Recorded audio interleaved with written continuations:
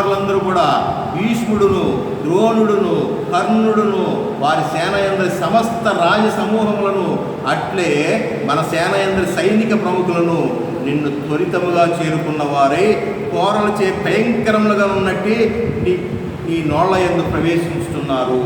కొందరు మీ పండ్ల సందుల యందు చిక్కుకున్న వారై చూర్ణమునర్చబడినటువంటి శిరస్సులతో కనిపించుతున్నారు. సరే, ఇంకా యుద్ధం జరగల ఫిజికల్గా, కానీ అక్కడ ఫ్యూచర్ అంతా కనబడిపోతుంది. దీన్ని బట్టి స్వయంగా భగవంతుడే అయినటువంటి శ్రీకృష్ణ భగవానుడే ధర్మాన్ని రక్షించడానికి యుద్ధం చేశాడు, ఊరికే వీళ్ళ పావులుగా ఉపయోగించాడు. అట్లాగే ఇక్కడ కూడా అంతే, భూలోకంలో మనం నేను చేశాను ఇదంతా నేను చేశాను అనేటటువంటి వాళ్ళకి ఇదంతా ఒక గుణపాఠం కావాలి. జస్ట్ మన చీపురు పుల్లలాగా భగవాన్ శ్రీ సత్యసాయిబాబా అదే మాట అంట, పూచికి పుల్ల చీపురు పుల్ల అడ్డు పెట్టుకుని నేను పనులన్నీ కట్టుకుంటా. ఆ టైంకి మిమ్మల్ని ఆహ్వానించి నీకు ఒక సేవ అప్పచెప్పానంటే అది నువ్వు ఆ సేవను ఒక భాగ్యంగా తీసుకుని నువ్వు తరించడానికి ప్రయత్నం చేయాలి తప్ప, నేను లేకపోతే ఈ కార్యక్రమం జరగదు అని అనుకున్నా కూడా నువ్వు పొరపాటు పడినట్టే.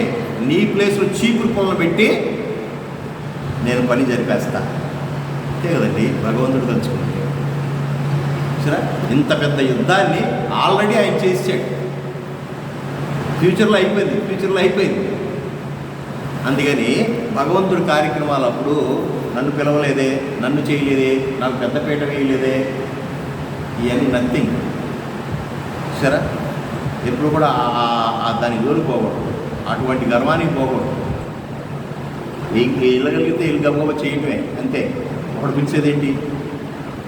సరే, లేదు పోయినేడు నన్ను ఆహ్వాన పత్రికలో నా పేరు ఇచ్చారు, ఇవాళ నా పేరు వేయలా అని చెప్పి సంవత్సరం నేను రాలా. ఆయన ఎందుకు రాలేదు ఏంటంటే, రాలేదండి ఆయన ఏదో పని ఉన్నాను మన ఈయనకి తెలుసు ఎందుకు రాలేదు అని చెప్తాడు, ఎందుకంటే పేరు వేయలేదండి. ఇలాంటి గర్వాలన్నీ కూడా నేనుంటేనే ఈ కార్యక్రమం జరుగుతుంది అనేటటువంటి విషయాలు నథింగ్, అన్నీ ఆయన జరిపిస్తున్నాడు. ఆ సమయానికి మనం అక్కడ ఉంటే ఎక్కడ వర్షం పడితే అక్కడ ఉంటే మనం తడిసినట్టుగా ఆయన యొక్క సమక్షంలో ఆయన కార్యక్రమాలు జరుగుతున్నప్పుడు ఇటువంటి సమయంలో ఆయన వచ్చి కూర్చుంటానన్నాడు. ఎక్కడ సత్సంగం జరుగుతుందో అక్కడ నేను ఉంటానన్నాడు. ఎక్కడ భగవంతుడి గురించి 10 మంది మాట్లాడుకుంటారో అక్కడ నేను ఉంటానన్నాడు. కాబట్టి ఆ ఉన్న వాళ్ళల్లో మనం కూడా ఉంటే ఆయన యొక్క కృపా దృష్టి, ఆయన యొక్క దయా దృష్టి మన మీద కురుస్తుంది అనేటటువంటి మరి నమ్మకం, విశ్వాసంతో మనం ముందుకు వెళ్తూ ఇవన్నీ నేను చూస్తున్నాను కాబట్టి చూర్ణమనర్చబడినటువంటి శిరస్సులతో కనిపిస్తున్నారా అని చెప్తూ, పరమాత్మ యందు భూత భవిష్యత్తు వర్తమాన కాల భేదం లేదు. అది విషయం ఏంటంటే మనకుంది, ఎందుకంటే మన పరిమితమైనటువంటి జీవం, పరిమితమైనటువంటి వయసు, పరిమితమైనటువంటి అన్నీ మనకి మోడరేట్గానే ఉంటాయి. ఏది ఎక్స్ట్రీమ్గా మనం ఏది భరించలేము. అతి వేడిని తట్టుకోలేము, అతి శీతోష్ణ స్థితిని తట్టుకోలేము, అంతే కదా. అలాగే జరిగిపోయిన దాన్ని తట్టుకోలేము, జరుగుతున్న దాని అంటే తెలియదు, మా ఫ్యూచర్ తెలిస్తే ఇంకా కంగారు. అందుకని భగవంతుడు మరుపు అనేటటువంటి పెద్ద మాత్రం మనకి ఇచ్చి పంపించాడు. జరిగిపోయింది 6-7 నెలల కంటే ఎక్కువ గుర్తు లేకపోవడం, మరి చిన్నప్పటి నుంచి పెంచి పోషించి మరి అన్ని రకాలైనటువంటి విద్యాబుద్ధులు నేర్పినటువంటి తల్లిదండ్రులు పోయినా కూడా ఒక 5-6 నెలలు, ఒక సంవత్సరం, పూర్వకాలంలో అయితే 2-3 ఏళ్ళు, ఇప్పుడైతే ఒక నెల, ఒక వారం రోజుల్లోనే మర్చిపోగలుగుతున్నాము అని అంటే ఈ మరుపు అనేటటువంటిది పెద్ద వరం మనిషి. ఈ మరుపు లేకపోతే మనిషిగా జీవించలేదు. మరుపు అనేటటువంటిది కూడా వరం. మర్చిపోవాలి, గుర్తుపెట్టుకోవాలి. చూసారా, అట్లాగా ఈ భూత భవిష్యత్తు వర్తమాన కాలాలైనటువంటి మనుషులకే కానీ పరమాత్మకు సంబంధించినట్టు కావు. అవన్నీ కూడా ఆయనకి ఒకటే, ఏదైనా ఒకటే. వర్తమానంలో ఎంత ఇదిగా ఉన్నాడో భవిష్యత్తు గురించిన విషయాల్లోనూ అలాగే ఉంటాడు, చెల్లించడు. అలాగే జరిగిపోయినటువంటి విషయాల్లో కూడా చెల్లించడు. కాబట్టి ఇక్కడ అంటున్నాడు, పరమాత్మ యందు భూత భవిష్యత్తు వర్తమాన కాల భేదం లేదు. కాలాతీతుడకు భగవాన్ యందు కాలమునకు సంబంధించినటువంటి విభేదములు కానీ విభజనలు కానీ ఉండనేరవు. కనుకనే భవిష్యత్తునందు జరగబోనది అంతయు కూడా వర్తమానం నుండే విశ్వరూపమున అర్జునుడికి గోచరించడానికి కారణమైనది. అది విషయం. జరిగిపోయినట్టు యుద్ధం జరిగిపోయినట్టుగా చూపెట్టాడు కదా, అంటే ఇక్కడ జరగల, భూమి మీద జరగల, కానీ ఆ దివ్య దృష్టితో చూస్తే విశ్వరూపంలో జరిగిపోయింది. అంటే వర్తమానం భవిష్యత్తు కాలాన్ని ఇప్పుడే దర్శింపు చేయించాడు అని అంటే చూడండి. మరి దాన్నైనా దీన్నైనా జరిగిపోయిందైనా సమానంగా చూడగలిగినటువంటి స్థితప్రజ్ఞుడే పరమాత్మ. చూసారా. అటువంటి పరమాత్మ. కాబట్టి ఇక్కడ ఇంకో మాట అంటున్నాడు, కనుకనే భవిష్యత్తునందు జరగబోయేది వర్తమాన గోచరించుట కారణం. భీష్మ ద్రోణ కర్ణాది కౌరవ పక్ష వీరులందరూ కూడా మరియు పాండవ పక్షం వారు భవిష్యత్ కాలంలో మృతి నొంది కాలగర్భంలో ప్రవేశించుటను అర్జునుడు విశ్వరూపం స్పష్టముగా కాంచగలిగను. దీని భావం ఏమిటి అంటే, భూత భవిష్యత్తు వర్తమానంలో పరమాత్మ యందు ఒకటే. గడిచిన అనేక యుగకాలములు రాబో అనేక యుగకాలములు పరమాత్మ యందు వర్తమాన కాలమే అవును. అది జరిగిపోయినటువంటి విషయాలు, జరగబోయేటటువంటి విషయాలు, జరుగుతున్నటువంటి విషయాలు కూడా ఆయన ఒకటే. మనకి తేడా ఉంటుంది. జరిగిపోయిన విషయాలు చాలా బాగున్నాయి. నా చిన్నప్పుడు భలే హాయిగా ఉండేది. మేము స్కూల్కి వెళ్ళొచ్చి మేము 4 వదిలేస్తే మేము 6 వరకు ఆడుకునేవాళ్ళం. ఎంత హాయిగా ఉండేదండి. ఇట్లా రకరకాల వెనక్కి వెళ్ళామంటే ఆనందమే, అవునా కదా? మనం ఎప్పుడైనా కానీ బ్యాక్ వెనక్కి వెళ్ళామంటే భలే ఉండేదండి. అంటే బాల్యం అంతా అంత హాయిగా సరే. మనం ముందుకు వెళ్ళామంటే ఇప్పటికే 60 ఏళ్ళు వచ్చి 80 ఏళ్ళు బతికామనుకోండి, అసలు మలమూత్రాలన్నీ మనసులో నేను కోడలేమో చచ్చా అంటది, కొడుకేమో ఏంటన్నా ఇది ముందు మింగుతావు, ఏదో ముందు మింగితే వెళ్ళిపోతుంది, నాకు బాగా ఉంటుంది కదా అనే మాటలు వినపడతా ఉన్నాయి. ఈయన ఎంతకాలం ఏంటి, ఎంతకాలం రావాలని చెప్పేసి భార్య భర్తలు ఇద్దరు మాట్లాడుతుంటే అవి చెవులో వినపడుతున్నాయి. ఇవన్నీ మనం తెలుస్తున్నాయి అనుకోండి, పరిస్థితి ఏంటి? అసలు మనసు చంచలమైపోతుంది కదా, ఒక్కసారి గందరగోళానికి గురవుతాం కదా. కానీ ఈ 3 కాలాలలో స్థిరంగా ఉండేటటువంటి మహానుభావుడు ఆయన భేదమేదని చెప్తూ, భూత భవిష్యత్ వర్తమాని పరమాత్మ ఒకటే. గడిచిన అనేక యుగముల కాలము, రాబో అనేక యుగముల కాలం కూడా పరమాత్మ వర్తమాన కాలమే.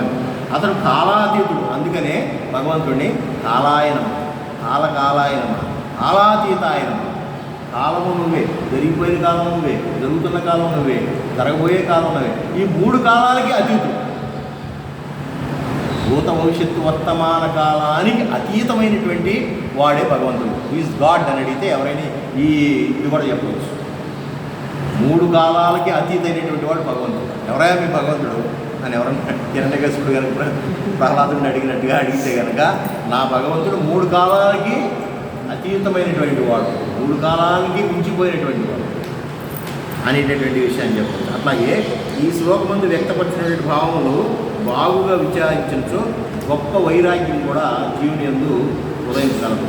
ప్రత్యక్షముగా కానిపించు భీష్మ ద్రోణాదులు తక్కిన వీరులు ఆ క్షణమునే భయంకరంగా కాలం యొక్క కరాళ వదనం త్వరితంగా ప్రవేశించినట్లు ముందుగానే చెప్పబడింది. భీష్మ ద్రోణాదులు అందుకనే యుద్ధం స్టార్ట్ అవ్వగానే ఒక 6-7 రోజులు అనుకుంటా ఊపి అవతల పాడేశాడు. ఎవరో భీష్ముడు చేసిన యుద్ధానికి ఆ జరిగినటువంటి 5-6 రోజుల్లోనే 3 వంతులు అసలు యువతల సైన్యం గల్లంతు. ఇంత బలవంతుడు భీష్ముడు, సామాన్యుడైనటువంటి విషయం కాదు. సరే, భీష్ముడిని నిలవరించకపోతే ఈ పాండవ సైన్యం అంతా పట్ట. సరే, అందుకని మహానుభావుడు మొట్టమొదటే ఆ కురువీరుల్లో మొట్టమొదట వీరుడైనటువంటి భీష్మాచార్యుడిని కూర్చి అవతల పారేశాడు. అంతే, ఆయన షూట్ చేస్తేనే ఆగుద్ది, లేకపోతే ఆయన అంత బలవంతుడు. అన్ని వరాలు కలిగినటువంటి భీష్మాచార్యులు అంటే సామాన్యమైనటువంటి వ్యక్తి కాదు. ఈజ్ ఏ ఏబుల్ పర్సన్ అన్ని రకాలు. అందుకనే భగవంతుడైనటువంటి పరమాత్మకి ఒక రకమైనటువంటి ఇదో మొట్టమొదటి పడేస్తే, నేను నీ భక్తుడిని కదా, నువ్వు నన్ను ఎందుకు చంపావు అని అడిగితే, నువ్వు నేను చేసిన నేరం ఏంటని అడిగితే అప్పుడు చెప్తాడనమాట, నేను మాటకు కట్టుబడి ఉన్నాను, అసలు నేను ఎక్కడ ఎవరూ తప్పలేదు, హస్తినాపుర సామ్రాజ్యాన్ని నిలబెట్టడానికి నేను ఇచ్చిన మాటకి నేను అన్ని రకాలుగా కట్టుబడి ఉన్నాను, నేనేం తప్పు చేశానని అడిగితే అసలు తప్పంతా నీదేనన్నాడు. శ్రీకృష్ణ భగవానుడు తప్పంతా నీదేనన్నాడు. ఎస్ అంటే నువ్వు నేను ఇచ్చినటువంటి మాటలు నిలబెట్టుకుంటానికి నేను ఏమైనా చేస్తాను అనే ఒక గర్వంతో పోయావే తప్ప నీ మాట వల్ల ఇక్కడ దేశానికి ఏం ఉపయోగం జరిగింది? నేను పెళ్లి చేసుకుని అన్నావు, పెళ్లి చేసుకుంటే నాకు సంతానం పడుద్దేమో, ఆ సంతానం మళ్ళీ రాజ్యాన్ని కోరుద్దేమో, కాబట్టి నేను పెళ్లి చేసుకొని అన్నావు. ఇక నేను రాజ్యం తీసుకునే అవకాశం లేదన్నావు. నీ తండ్రి కోసం, నీ పినతల్లిని తీసుకొచ్చి నీ తండ్రికి చేయడానికి కోసం నువ్వు పెద్ద పెద్ద హామీలు ఇచ్చేసావు. చూసారా, సరే బాగానే ఉంది, మరి నువ్వు ఉన్నావుగా, నువ్వు ఉండి మళ్ళీ నువ్వు వెనకాల ఉండి నడిపిస్తావేమో బ్యాక్ డ్రాప్లో ఉండి అని అడిగితే, లేదు నేను రాజ్య పరిపాలన రాజుగారి మాటనే నేను ఎట్టి పరిస్థితుల్లోనూ తృణీకరించను, రాజుగారు చెప్పిందే ఫైనల్, నేను కూడా రాజుగారి మాట వింటాను అంటే మీ అబ్బాయి మాట వింటా, ధృతరాష్ట్రుల వారి మాట లేదా పాండురాజుల మాట వింటా అని వాళ్ళ అమ్మగారికి ఇచ్చినటువంటి ఇది పినతండ్రికి ఇచ్చినటువంటి ఇదనమాట. అందుకని నా మాట నిలబెట్టుకోవడానికి తప్పు ఇది తప్పు అని చెప్పగలనే కానీ నేను నిలువరించలేను, నేను అశక్తుణ్ణి,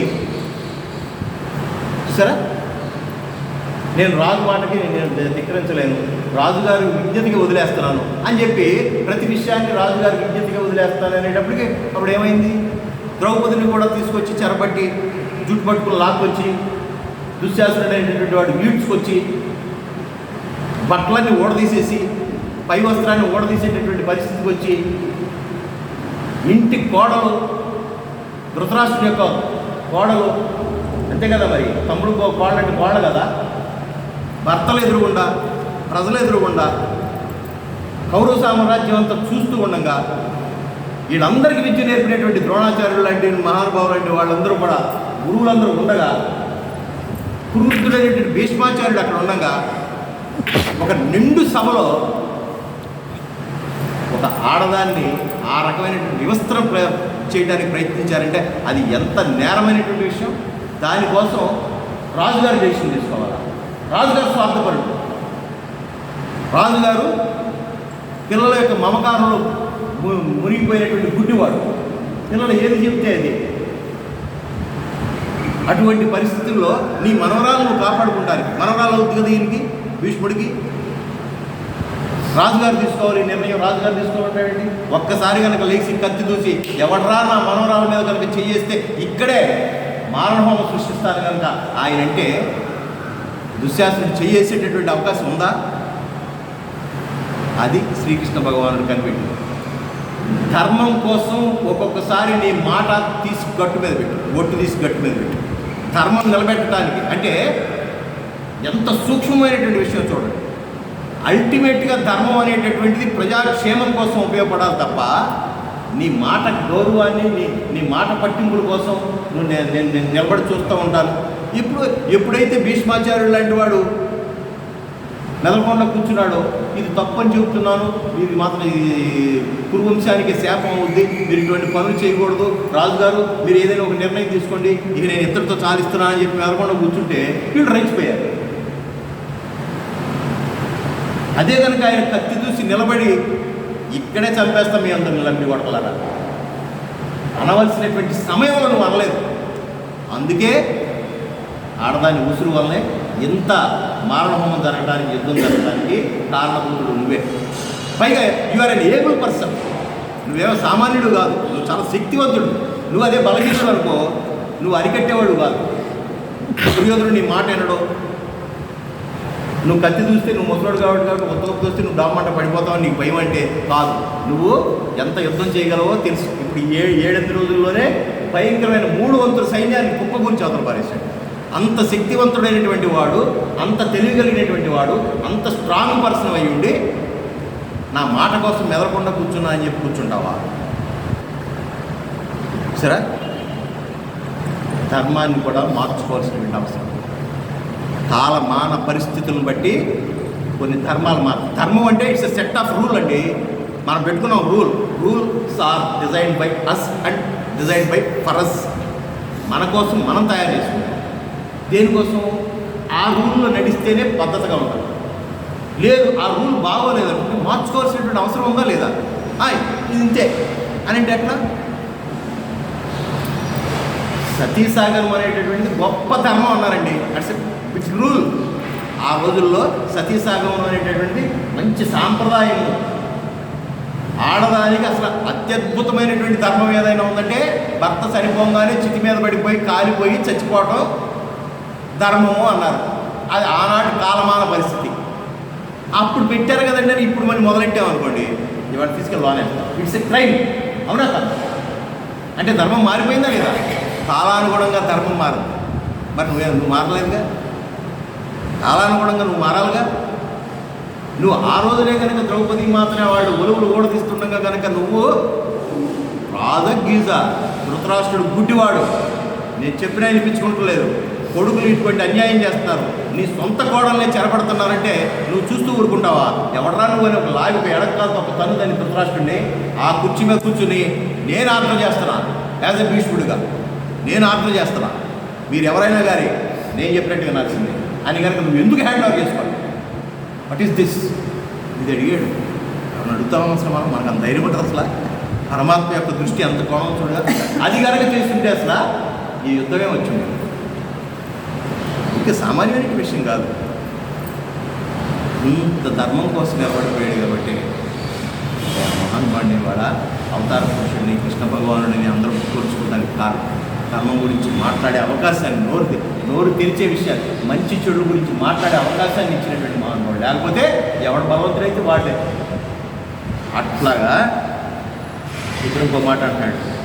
కాబట్టి విశ్వరూపమును అర్జునుడు చూడగలిగినటువంటి భవిష్యత్ కాల విచిత్రములన్నీ కూడా ప్రతి ముముక్షువు తన హృదయమును ఈ విధంగా చిత్రించుకుని వైరాగ్యయుక్తుడై లక్ష్యమగు పరమాత్మ ప్రాప్తికై మరి అనవరతం అంటే కంటిన్యూస్గా యత్నం గావించవలను. కాబట్టి భగవంతుడు అంటే ఇప్పటికైనా మనం కళ్ళు తెరవాలి. పరమాత్మ అంటే ప్రత్యేకమైనటువంటి రూపంలో లేడు. సర్వజీవుల యందు సర్వకాలాల్లోనూ సర్వ సృష్టి అంతా కూడా ఆయనే ఆవరించి ఉన్నాడు అంతర్లీనంగా. చూసారా?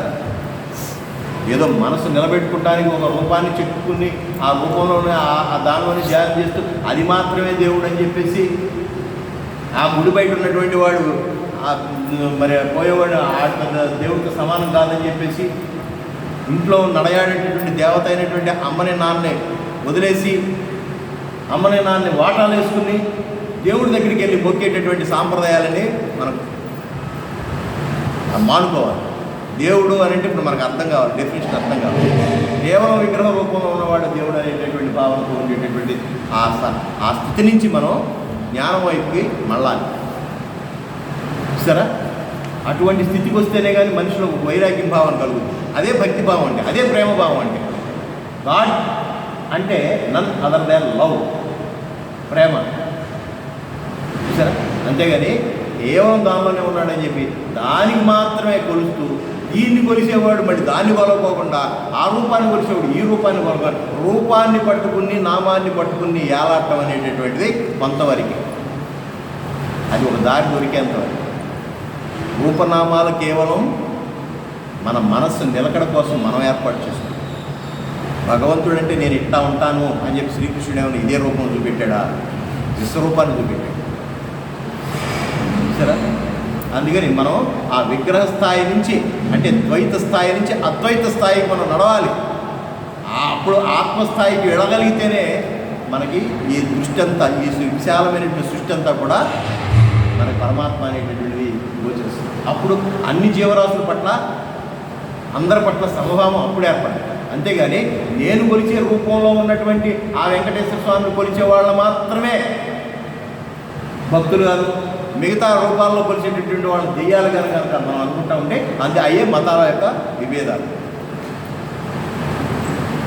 అందుకని భగవాన్ సత్సాయి మతములన్నీ చేరి మంచినే బోధించును కానీ మతములు అనేటటువంటి దేవుడికి సంబంధించింది కాదు, మనిషి మతి నుంచి పుట్టినయ్యా అని అన్నాడు. క్రీస్తు బతుకున్నప్పుడు క్రీస్తు మతం అని ఎవడన్నా అన్నాడా? క్రీస్తు చనిపోయిన తర్వాత ఆయన బోధనలన్నీ కలిపి ఇలా ఉంటాయి అని చెప్పేసి ఆయన్ని ఫాలోవర్స్ అందరూ కలిపి ఇది క్రీస్తు మతం అని పెట్టారు. అంతేగాని క్రీస్తు పెట్టాడా? చూసారా? అట్లాగే ఇస్లాం, అట్లాగే ఇంకోటి వాళ్ళందరూ పోయిన తర్వాత మనమందరం కలిసి ఆ నచ్చినోడికి ఆ సమూహంలో చేరి ఇది నా మతం, ఇది నా మతం అని అంటారు. చూసారా? ఈ మధ్యలో ఈ విభేదాలు అంటే రూపనామాలకు కట్టుబడిపోతే ఎప్పుడు ద్వైత భావంతో ఉంటే కనుక జీవాత్మ పరమాత్మ వేరు, పరమాత్మ వేరు, జీవాత్మ వేరు, రూపం వేరు, నామం వేరు, భగవంతుడు వేరు అనుకుంటే ఎప్పుడు వేరుగానే ఉంటాడు. ఎన్ని జన్మలైనా కూడా ఆయన దగ్గరికి వెళ్ళాం. ఈ విశ్వమంతా ఆయనే అణువణువున ఉన్నాడు, ప్రతి రూపంలోనూ ఉన్నాడు అంతర్లీనంగా.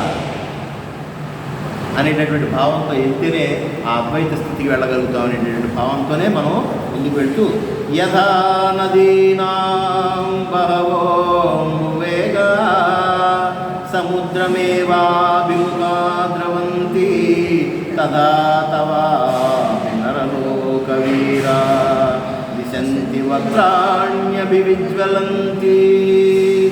ఏ ప్రకారం అనేక నదీ ప్రవాహములు సముద్రాభిముఖములై ప్రవహించుచు అందు ప్రవేశించుతున్నవో ఆ ప్రకారమే ఈ మనుష్యలోకములందరి వీరులు రాజులు లెస్సగా మరి జ్వలించుతున్నటువంటి మీ నోళ్ల యందు ప్రవేశిస్తున్నట్టు నేను చూస్తూ ఉన్నాను.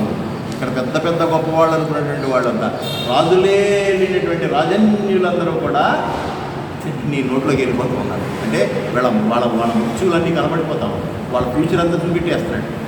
ఇవాళ నవయవనంతో ఉన్నటువంటి చిన్న బాలుడి యొక్క ఫ్యూచర్ ఏముంటుందనేది కూడా కనబడిపోతాం చూసారా. అటువంటి పరిస్థితులు యదా ప్రదీప్తం జ్వలనం పతంగా విశంతి నాశాయ సమృద్ధ వేగా తదైవ నాశాయ విశంతి లోకా స్తవాపి వక్త్రాణి సమృద్ధ వేగా. ఏ ప్రకారముగా విడుదలు వినాశము కొరకు మిక్కిరి వేగంతో కూడినవై బాగుగా మండుతున్నటువంటి అగ్ని యందు ప్రవేశించున్నవో ఆ ప్రకారమే జనులను మిగులు వేగంతో కూడిన వారై నాశము కొరకు మీ నోళ్ల యందు ప్రవేశించుతున్నారు. అంతే కదా, ఒక్కోసారి మనం చూస్తాం మిడత పురుగులు దీపం వెలిగించగానే గమగమ వచ్చి అవి దానిలో పడి తెచ్చిపోతాం.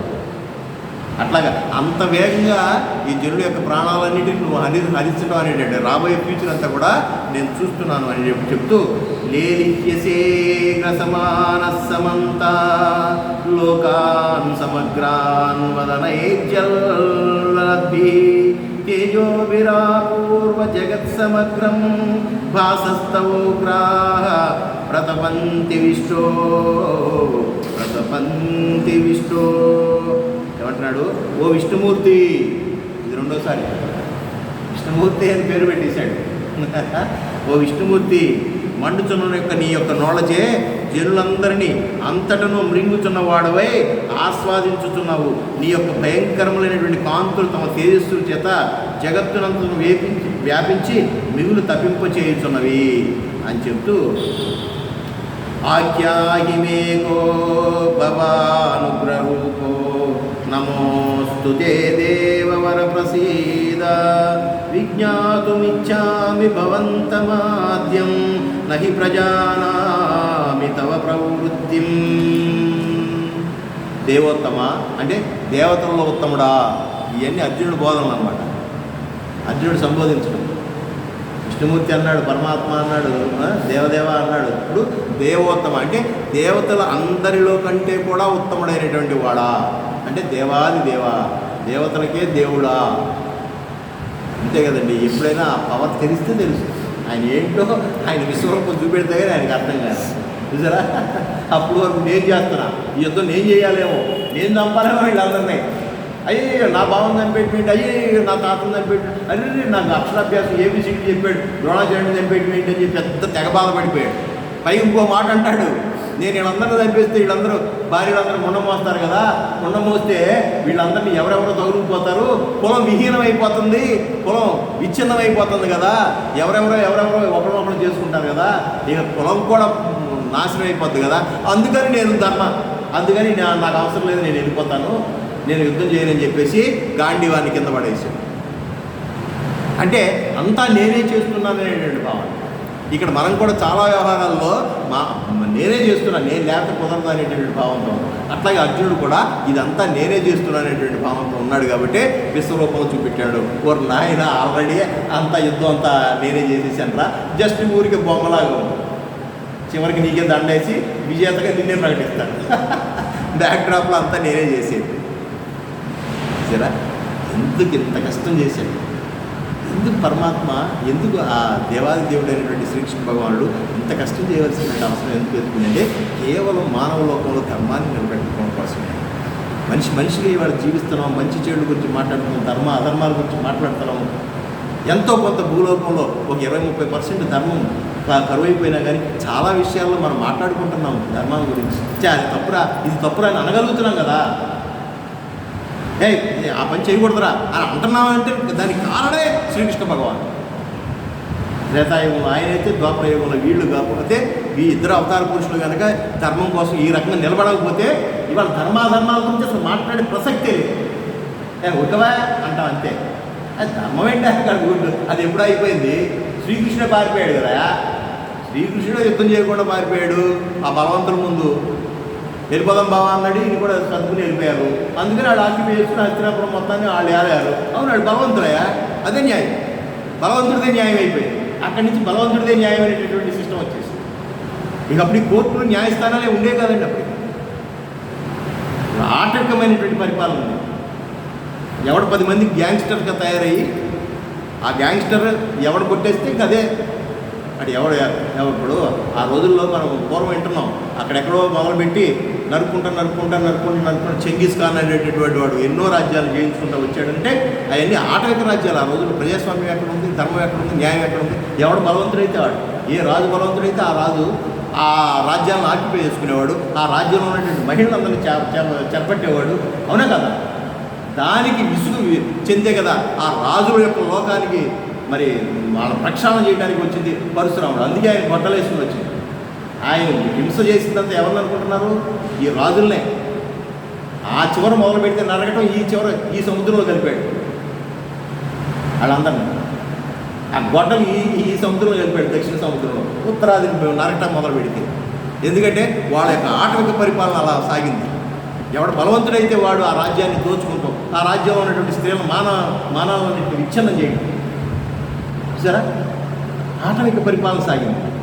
అటువంటి వాటిని దాటుకుంటూ వస్తే ఈ పరమాత్మలో వచ్చి ధర్మం గురించి మాట్లాడకపోతే మరి అటువంటి ఆటవిక రాజ్యంలోకి వెళ్ళిపోయాం. ఈ ధర్మధర్మాలు ఉండే కాదు, సుప్రీంకోర్టు లేదు, బెంచ్ కోర్టు లేదు, మున్సిపల్ కోర్టు లేదు, న్యాయం లేదు, ధర్మం లేదు. నీ దగ్గర సత్తా ఉంటే వెళ్ళి వసూలు చేసుకోవాలి, లేకపోతే అటు ఊడిగింది లేదు. నీ భార్యని పిల్లల్ని కూడా తీసుకొచ్చి బానిసలుగా చేయమంటే చేయాల్సి. అటు బలవంతుడయా అనేవాళ్ళు. ఇప్పుడు అర్థమైందా? శ్రీకృష్ణ భగవానుడు శ్రీరామచంద్రుడు ధర్మాన్ని ఏ విధంగా నిలబెట్టగలిగారో, దేనికోసం నిలబెట్టగలిగారో, 84 లక్షల జీవరాశుల్లో ఏ జీవరాశి కోసం ఖర్చు చేసింది, వాళ్ళు చేసిన శ్రమ కృషి అంతా కూడా కేవలం మనుషుల కోసం. ఇవాళ మనిషిగా బ్రతుకుతున్నాం అని అంటే ఆ అవతార పురుషులు ఏర్పరిచినటువంటి root. This is the root. వాళ్ళు కనుక ఆ పని చేయకపోతే ఇవాళ మనం ఏమైపోయిందో. అందుకని రాముడు దేవుడా, కృష్ణుడు దేవుడా అని రకరకాలుగా అడిగేటటువంటి వాళ్ళకి సమాధానం చెప్పవలసినట్టు అవసరం. వాడు దేవుడు కాబట్టి ఒక శిష్టాన్ని ఏర్పరిచారు, ఒక క్రమశిక్షణ ఏర్పరిచారు. వాళ్ళ తండ్రికి కూడా లేదు క్రమశిక్షణ లేదని చెప్పాలంటే. 3 భార్యలు చేసుకున్నాడు, కౌశల్య, మరి వీళ్ళందరినీ, కైకేయి, సుమిత్ర, సౌమిత్రుడు. కానీ ఆయన దగ్గరికి వచ్చాడు ఒకటే బాణం, ఒకటే సీత. ఒక పురుషుడికి ఒక స్త్రీ. ఈ దేహాన్ని ఎంతమంది దేహాలతో పంచుతావా? ప్రేమ అనేది మనసుకు సంబంధించినటువంటి, అంతేగాని దేహాలను పంచుకుంటావా? అదేంటి యజ్ఞయాగాది క్రతువుల్లో భార్య లేదే కుదరదు. నువ్వు భార్యనేమో ఆయన ఎత్తుకు పోయాడు, నాకు ఉందో లేదో చచ్చిపోయిందో లేదో తెలియదు. ఇక్కడ వ్రతాలు నోములు బోళ్ళని ఆగిపోయినాయి. స్త్రీ లేకోకుండా భార్య, మరి గృహస్థుడైనటువంటి పురుషుడికి పక్కన మరి ఆ దంపతుల్లో మరి ఆవిడ లేకపోతే ఏ పూజ చేయడానికి కూడా అర్హత లేదు. స్త్రీకి అంత పెద్దపీట వేసింది మన వేదకాలం నుంచి కూడా. సామాన్యమైనటువంటి విషయం కాదు. అప్పుడైనా చేసుకోమని బలవంతం చేస్తే నో నేను 2వ పెళ్లి చేసుకోవడానికి వీలే లేదు అని బంగారపు విగ్రహం తయారు చేయించి మరి సీతమ్మవారి రూపంలో పక్కన పెట్టుకుని ఆ యజ్ఞయాగాది క్రతువులు చేసినటువంటి సాంప్రదాయాన్ని నెలకొల్పినటువంటి మహానుభావుడు అవతార పురుషుడు. వాళ్ళు కనుక ఆ సాంప్రదాయం నిజమే అయిపోయింది, తలాక్ మనం 3 సార్లు తలాక్ అని చెప్పేసి దీన్ని వదిలించుకుని ఇంకో దాన్ని తగ్గించుకుని, దాన్ని బట్టి వదిలించుకుని దాన్ని ఇంకో దాన్ని తగ్గించుకునేటటువంటి సాంప్రదాయంలో పుట్టిన వాళ్ళం అయితే మనకి చెప్పుకునే పరిస్థితులు ఉంది. ఆయన అంత పెద్ద భూమండలానికి సార్వభౌముడు సామాన్యుడు రాముడు. త్రేతాయుగంలో మరి అంత భూమండలాన్ని ఏలేటటువంటి రాజుకి ఒకళ్ళని పోషించినటువంటి కొన్ని 100,000 మంది, లక్షల మంది స్త్రీలను పోషించగల సత్తా కలిగినటువంటి వాడు కదా. మరి ఆ సీత కోసం ఏడుతూ అరణ్యాలని తిరుక్కుంటూ పోయినటువంటి సీతని ఎతకపోతే ఆ రోజున పోయిందేదో పోయింది, చూసాము కనపడలేదు, అందుకని నేను పెళ్లి చేసుకున్నాను అంటే మనం కూడా కొన్ని 100 పెళ్లి చేసుకున్నాం. ఎవడు పుట్టాడో తెలియదు. ఇప్పుడు ఫారిన్లో కొంతమంది పరిస్థితులు అంతే. Step father, step sister, step mother, step daughter అవును కదా, అంతా సౌత్లే. వీళ్ళందరూ కలిపి ఏదో ఆ మధ్య ఒక స్టేజ్ మీద వీళ్ళందరూ కలిసారంట. మరి ఆశ్చర్యంగా హిందువులో రాసుకొచ్చాడు, ఒకసారి చూశాను. 7 తరాల వాళ్ళందరూ కలిశారు. మహానుభావుడు అక్కడొకిత్రం వేసాడు. వీళ్ళందరూ కలిసి ఈయనే అవుతాడు నా స్టేజ్ మీద ఈయన పరిచయం చేస్తున్నాడు. ఈవిడ నా మొదటి భార్య, ఈయన ఇంకుటిన ఈ పిల్లవాడు, అది అన్నయ్య 6వ భార్య, 6వ పిల్లవాడు ఈడు అని చెప్పి ఈయన చెప్పాల్సి వచ్చింది. వీళ్ళందరూ తెలియదు మనకి, అందరికీ అన్నీ తెలిసాడు. అంత కన్ఫ్యూజన్ స్టేట్ ఆఫ్ కుటుంబంలో బతకాల్సి వచ్చింది. సరే, తండ్రి సాంప్రదాయం ముగ్గురు చేసుకున్నటువంటి తండ్రి దగ్గర నుంచి కూడా తప్పు, ఒకటే సీత, ఒకటే బాణం, ఒకటే భార్య ఉండాలి అని చెప్పినటువంటి మహానుభావం. అట్లా అవతార పురుషుల యొక్క విశిష్టత మనం తెలుసుకోవాలి. అందుకనే వాళ్ళ దేవుళ్ళు అన్న వాళ్ళు మనలాగానే పుట్టారు, మనలాగే పెరిగారు. కానీ వాళ్ళు పాటించినటువంటి ధర్మం గురించి వాళ్ళు ఎందుకు మాట్లాడుకుంటున్నాం, ఎందుకు దేవుళ్ళు అయ్యారు, వాళ్ళు మహనీయులయ్యారు, ఎందుకు మహనీయులయ్యారు అనేది ఆలోచిస్తే వాళ్ళు నిలబడినటువంటి తీరు మనకు అర్థమవుతుందనేటువంటి విషయాన్ని చెప్తూ, దేవోత్తమా భయంకరాకారంలో నీవెవరో నాకు చెప్పు, ఇంత భయంకరంగా కనపడుతున్నావు, ఎలా అనగా నీ ప్రవృత్తిని ఎరందుకున్నాను, అసలు నువ్వు ఏం చేస్తున్నావో కూడా నాకు అర్థం కావట్లేదు. ఎందుకు అంటున్నానంటే 3 కాలాల్లోనూ జరిగేటటువంటి విషయాలు ఒకే ఒక గ్లాన్స్లో కనపడిపోతాయి. వీటి పక్కన జరిగిపోయి కనపడుతున్నాయి, జరుగుతున్నాయి కనపడుతున్నాయి, జరగబోయేవి కనపడుతున్నాయి, అన్నీ ఒకేసారి కనపడుతుంటే అసలు నీ ప్రవృత్తి ఏంటి? ఏదో ఒకటి ఉంటుంది. ఈయన ఏం చేస్తున్నాడంటే ఆయన బట్టల కొట్లో మోస్తాడు, ఈయన ఏం చేస్తున్నాడంటే ఏదో ఎల్ఐసీలో చేస్తున్నాడు, ఆయన ఏదో చేస్తున్నాడు, ఏదో ఉద్యోగం చేస్తున్నాడు, ఈయన ఏదో వ్యాపారం చేస్తాడు, ఏదో ప్రవృత్తి చెప్తాం కదా. ఈయన ఒకటి కాదుగా, మొత్తం కలిపి అన్నీ ఆయనలోనే కనపడుతుంటే అసలు నీ ప్రవృత్తి ఏంటి, అసలు నీకు నువ్వు ఏం చేస్తావు నాకు అర్థం కావట్లా, అసలు ఏమిటి అని చెప్పేసి కన్ఫ్యూజన్ అయిపోయి భగవంతుడి గురించి తెలుసుకున్న వాడు అర్జున్ వలె వినయాన్వితుడై, అయ్యా భక్తిభావ సమానవంతుడయ్యుండి అర్జున్ని ప్రశ్నలకు భగవానుడు ఇగో అసలు ఏంటో స్వామి, అసలు నువ్వేంటో చెప్పు, నాకు అర్థం కావట్లేదు, అసలు నీ ప్రవృత్తి ఏంటో తెలియట్లేదు, అన్నీ నీ రూపంలోనే కనపడుతున్నాయి, అందరూ నిన్నే ప్రార్థిస్తున్నారు, 3 దేవతలు కూడా నిన్నే ప్రార్థిస్తున్నట్టు కనపడుతూ ఉంది అని ఒక్కసారి బీతిల్లి ఆ రకంగా మరి అడుగుతాడండి. దానికి శ్రీకృష్ణుడు చెప్పేటటువంటి సమాధానాలు అత్యద్భుతంగా ఉంటుంది. ఇది ఇప్పుడు మొదలు పెడితే ఇది తెల్లవారులు అయ్యేటట్టు ఉంది. కాబట్టి వచ్చే వారానికి భగవంతుడు ఏం మాట్లాడుతున్నాడు, ఇన్ని ప్రశ్నలు విశ్వరూప సందర్శనం స్టార్ట్ అయిన తర్వాత ఆయన చూసిన తర్వాత అర్జునుడి యొక్క ఫీలింగ్స్ అన్నీ ఇప్పుడు మాట్లాడుకుంటాం. అర్జునుడి యొక్క ఆయన కలిగినటువంటి అనుభవాలన్నీ మనం మాట్లాడుకుంటాం. ఇప్పుడు దీనికి సమాధానంగా భగవంతుడైనటువంటి శ్రీకృష్ణ భగవానుడు ఏం చెప్పబోతున్నాడు అనేటటువంటిది మనం వచ్చేవారం చక్కగా మాట్లాడుకుందాం. స్వస్తి. పాట పాడతారా?